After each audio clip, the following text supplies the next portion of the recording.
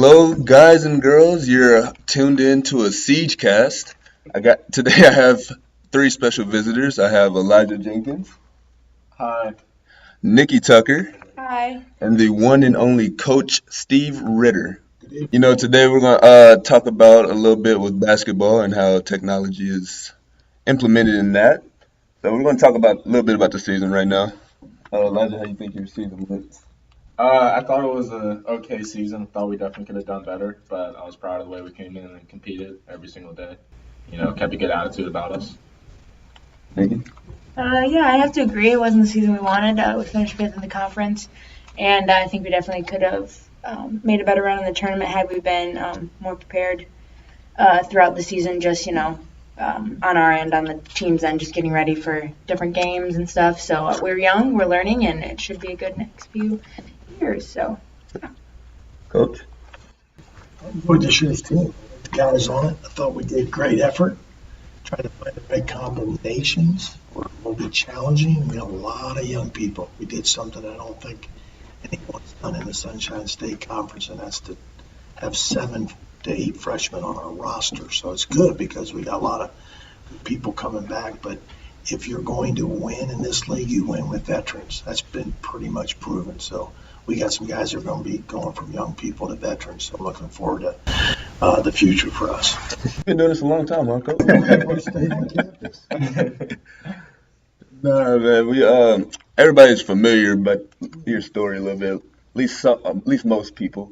For those that are not informed, can you give us a little briefing about what you've done for these universities? Yeah, because Elijah's staring at me, I don't do more than 1 minute. I'm in a Reader's Digest format. No, I've been blessed to be here for 30 years, and I was 29 years of age when we got here. My wife and our 2 oldest kids, Ryan and Rachel. But this campus did not look like it does today. 30 years ago, it was 3 or 4 buildings and an airstrip.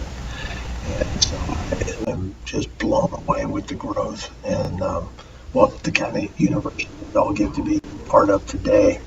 But we took an athletic program from scratch, 3 or 4 sports, and we built it in 3 decades later to 22 sports and 400 plus student athletes, and didn't have any facilities at one time, athletic facilities, and we probably have, $80 or $90 million worth of facilities. And we didn't have a tradition, and now we think we have one of the strongest traditions in college athletics, doing things the right way. So just feel very, very humbled just to be a part of it.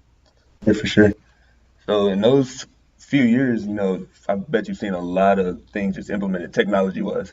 Like, shot clock, maybe in the 85. You talk about how that changed the game a little bit. Well, the 3-point line in 85, the shot clock, we got it all. Peach baskets, like the thing I played on those. A lot of things that have changed. I think probably one of the biggest impacts is just truly was the 3-point. Never when I played did you get closer to the basket and then sprayed it out for a longer shot. It wouldn't make sense. You get pulled out of the game. Now it's part of the strategy, offensive strategy, get to the hole, draw attention. So I think that's been the biggest change. But if you use the word technology, I think it is an absolute blast to go on to a program like Synergy and watch any college game you want statistically, break down any player in the country, see how efficient they are, what kind of stats they have, recruiting and technology. We go on and on and on, but what's available to us today is absolutely amazing compared to 30 years ago. For sure. And the implement of the 3-point line is pretty much the reason why Elijah's in college to start with. This is true. This is very true. That's about all these The good. stock went up. Yeah, stock went up a little bit. All right, let's talk Twitter a little bit. Elijah, Nikki, even Coach Ritter is on Twitter. It's like nowadays you see athletes more and more on Twitter just talking and more controversial than it should be, right? Yeah, for sure. I'd say there's a lot of NCAA rules now. When we go through compliance, it's not only the drug testing norms and the rules about working with your coaches in the summer, but for us, the rules about liking recruits' tweets and retweeting their stuff and using their names, posting them on pictures and stuff. I definitely think it's more for the high-profile D1 stuff, but it definitely affects D2 because it's still our rules as well. So on social media, you can't. Those are rules for us too. So, but for recruits, it's a little different. And just in terms of how you are as a high school player trying to go to a college, what you have to pay attention to what you're putting on social media every day. Because any single tweet, if you make a mistake, if you do something, it's out on the internet. You can't take it back. And you see that with athletes now that get in that type of controversy. So, it's always good to be mindful with everything you do. And it's crazy how you see guys that they blow up like Kyler Murray, and then like from a tweet that he sent when he was like 13 years old, Right. comes up now that he wins Heisman Trophy. So it's like you gotta pay attention to what you're tweeting even when you're not of age of recruiting, and Exactly. It's also a good tool. A lot of people use it to expose themselves and to put themselves out there because coaches, trainers, agents, they're all out on that social media platform. And it's a good way to promote yourself in a positive manner, putting out videos that you want out there that make yourself applicable to either agents, coaches, and highlights. I know that's like after it's made on Huddle, it goes like right to the Twitter or Instagram. So. Because I know when I was first getting like recruited for football and everything else, coaches were asking me was I on Twitter and everything. Mm-hmm. They want to follow you right away. At that point, I really didn't have a Twitter. I had Instagram or whatever, but they wanted to see my Twitter, see what type of person I was, I guess, and that was just crazy to me. But the whole reason I made a Twitter, I went to a couple of camps back home, and every time they asked me to like write down my Twitter so they could tag me, I never wrote one down. So one of them went up to my dad and told him like, hey, you really need to get on Twitter. It's a huge recruiting tool for all of college athletics, and so right then and there, I knew I had to make a Twitter. I'm involved in it right now. Just this week I had multiple athletes reaching out and coaches through Twitter. Are we still recruiting and what are you looking for and things like that? So it's a great advantage. It's really not the area that I love doing it. I think it enhances the visibility and my favorite part about Twitter is really jumping on there and following people who I get inspiration from. And so for me, when I sit down at 5 o'clock in the morning and try to get my thoughts and what I'm going to do for the day and be inspired, instead of having a big stack of books, I have access to 10, 12, 15, or 150 people who I follow. I love reading their stuff. It's me excited. And I always laugh because when I read something, wait, that's my stuff. Obviously, it's not. But I really enjoy that aspect as much as any part of it. You personally, have you ever stopped recruiting a guy based on his Twitter? I would say it's played a role in not his level of initial interest that I have after finding out a little bit more about what they're all about. Having said that, I'm also experienced enough to realize there is a big age gap between me and an 18-year-old kid, and so I don't get too crazy. Sometimes somebody says, "Oh, he can never play for you." And I said, "Well, now, time out." Sometimes young people do what they're allowed to do, and they just need a little bit more guidance and help and mentorship. They might have it in their heart. They don't even realize some of the things they're saying is just not healthy. What you see now is professional athletes kind of speaking out, like their political views. Using that as a platform. I've seen like LeBron speak out against President Trump. I've seen multiple athletes speak out against President Trump and he gets right back with him because he's all on that Twitter thing. I just think that's crazy to me that our president uses Twitter as a platform to get his views across, which is I don't think is negative, but it's definitely different. Kind of a different swing in things, and when you're talking about in terms of athletics, you have to realize that marketing yourself in social media, yes, comes on Twitter, but I feel like Instagram is a really big way just from the video and photo standpoint. I feel like a majority of athletes, you're looking at their feed and it is all about like what camps they're going to, and you have all the edits of my top 5 picks, and it's a good way to keep up with like athletes and where they're at and what process. And I think Instagram's a huge thing for athletes, and I don't particularly know why. Maybe it is just because it's like more pictures and stuff, but it's pretty interesting.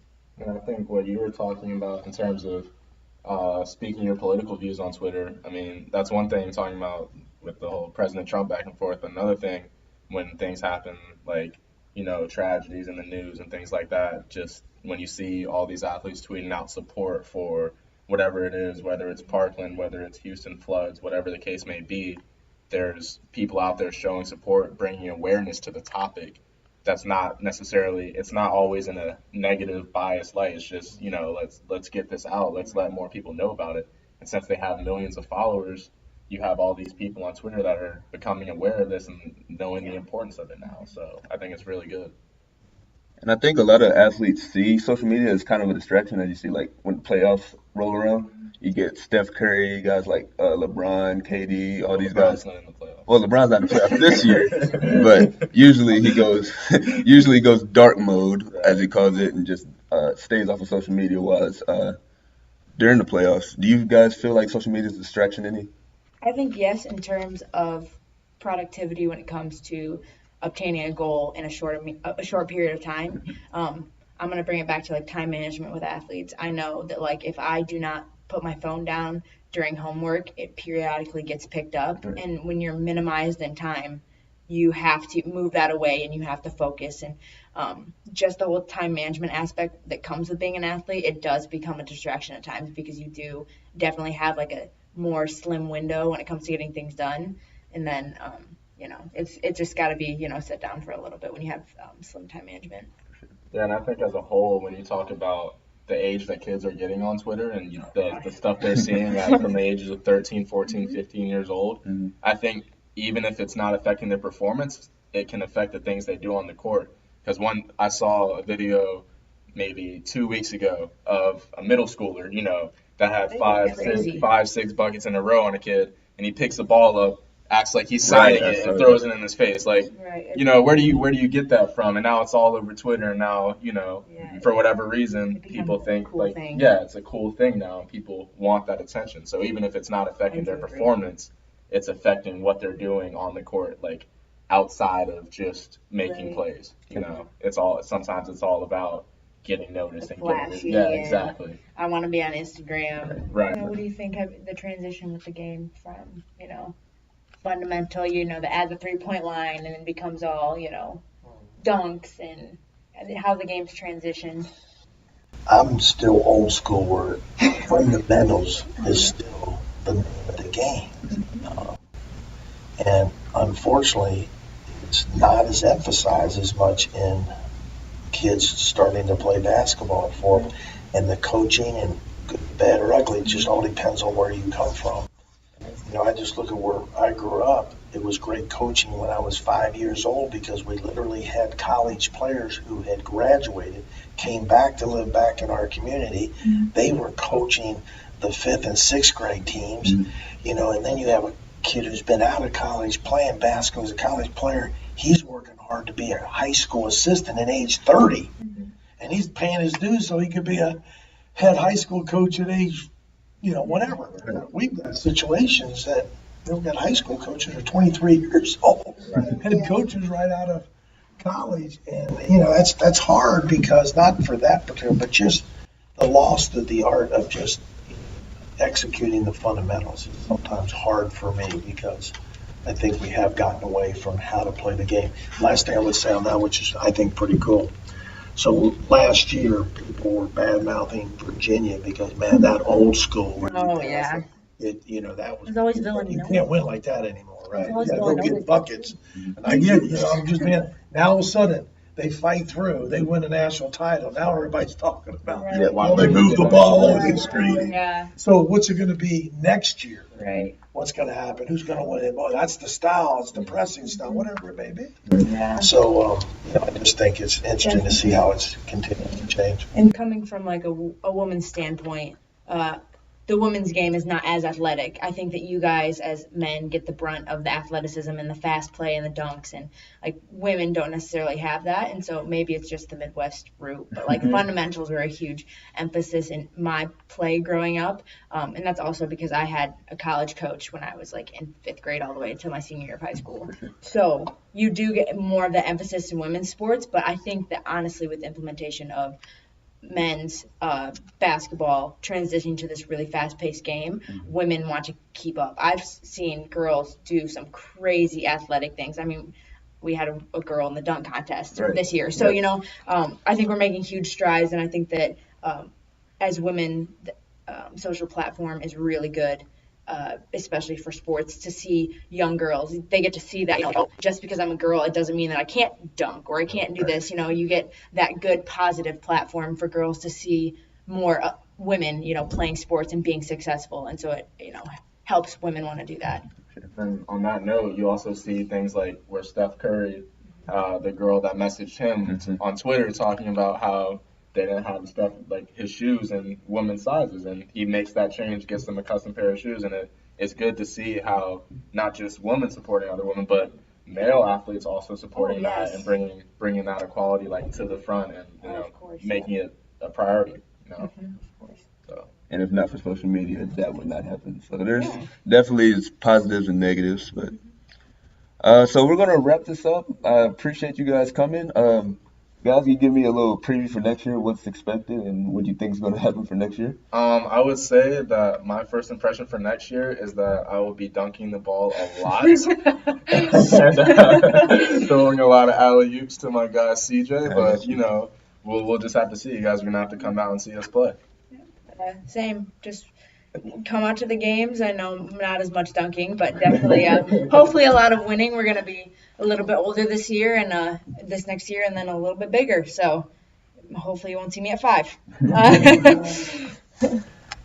Get back to having the home court advantage we've had for many, many years. There were seasons where we'd be 20-0 at home, 21-0, 22-1. We played a lot of home games back in those days. I think that would be one of our priorities this year, is to engage our students to have that 6-man. We're okay. We don't want to be okay. We've always been the best. I think we can bring it up another notch. So appreciate doing this and getting involved in this kind of discussion has been fun.